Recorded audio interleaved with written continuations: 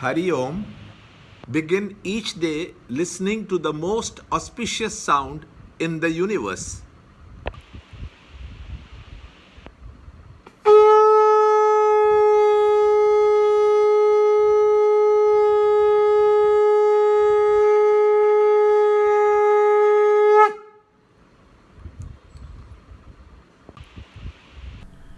In Sanskrit, guna means rope. Whether you are tied with a gold chain, iron chain, or a jute rope, you are bound. How to be free? Yoga of three gunas. Chapter 14, Shloka 23. He who seated like one unconcerned is not moved by the gunas, who, knowing that the gunas operate, is self-centered and swerves not.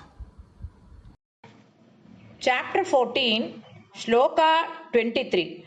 Udasinavad asino gunairyo na vichalyate guna vartanta ityeva yovatishtati nengade. Chapter 14, Shloka 23. Now follows the exhaustive analysis and vivid description of the conduct of him who has risen above the gunas. In the following three shlokas, we have a picture of the relationship that a man of perfection maintains with the things and beings of the world. The real test of a perfect one is in the marketplace, where he is teased by the mischiefs of the world. In all these experiences in the world, good, bad, or indifferent, he is as though unconcerned, since he knows that is all a play of the mind and the intellect.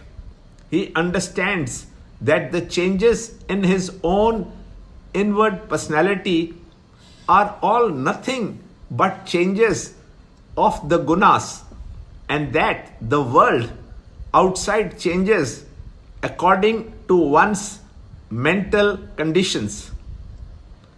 A man of true wisdom understands the nature and the functioning of the world around him. He becomes a detached observer from behind the gunas and enjoys the play of the gunas in himself and in the world around him. The man of wisdom, awakened to the spiritual consciousness, swerves not from the deep equilibrium when he witnesses the play of the gunas in himself, and ever remains established in his own divine nature. Learn more in the next shloka in the next video. To understand Gita, join Chinmaya Mission study group in your area. There are over 300 Chinmaya Mission centers in the world. Kindle Life is the first text prescribed in the scheme of study by Swami Chinmayananda himself. Watch Ranjod Kalra's videos on Kindle Life online. See this video clipping again and again till you can answer the following questions.